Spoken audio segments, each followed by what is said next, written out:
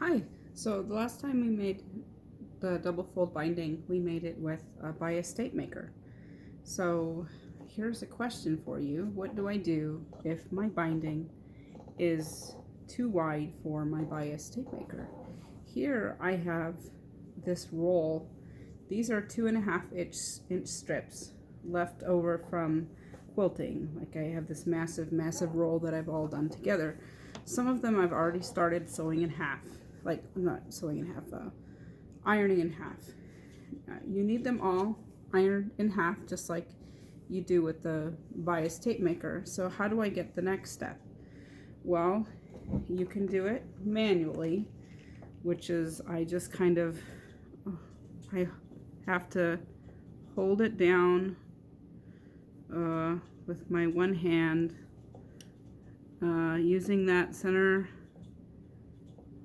fold as a guide, and then I go down and do it, and I find this, maybe I'm not coordinated, but I find that really difficult to do, to have to do it. And plus it means that your fabric is under the iron really long, because your iron is holding here as you kind of with your other hand, you're like, all right, because if you can see, there's your fold right there. So I'm folding the edges toward the center with my one hand, and then going with my iron towards the other hand. And there's a good chance that you'll burn your hand, is one thing. And for another, it's really hard with one-handed to do this. Like I have to fold this side in and hold that, and I have to fold this side in, and then I have to hold it. I find that really difficult to do. Maybe some of you are more coordinated than I am, but I find that really difficult to do. So I saw this tip on another video, and I'm going to show it to you. And I'm going to take this pin. Let me get one with the orange. This pin. It's a really long pin, and I'm going to stick it in my board. I hope you can see me stick it in the board. I'm going to stick it in the board. It's going to come out of the board. I'm going to stick this underneath.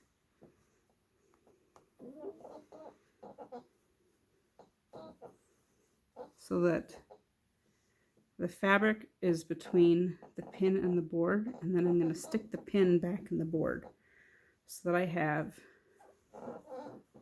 board, fabric, pin.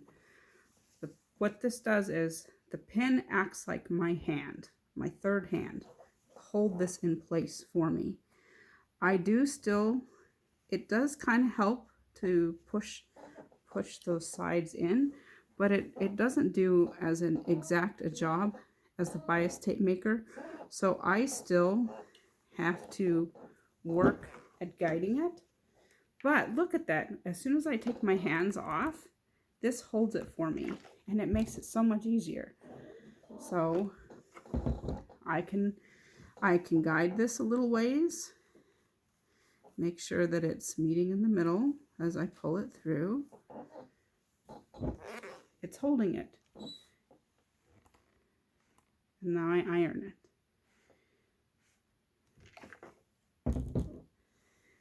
I have to guide it. I can't just go like this, or it gets off track really easy. I saw one video where a lady just put her iron like this and just pulled it. I did not manage to figure out how she did that. So I guide it. I guide it through, make sure that they're still meeting in the middle. Make sure they're still meeting in the middle. So this is more work than the bias tape maker, but this makes it so much easier. It's holding it down. Come along with my iron. You might have to pull this side a little bit. And there you go. It's so much better. Now, what if I don't have a pin that is long enough? If I don't have a pin that is long enough, use 2 pins. Use one on that side and come along and a little bit harder to do it on this side and do it on this side. Look at that. Use 2 pins. It won't maybe work quite as well as just the 1 pin, but you know what? It will work.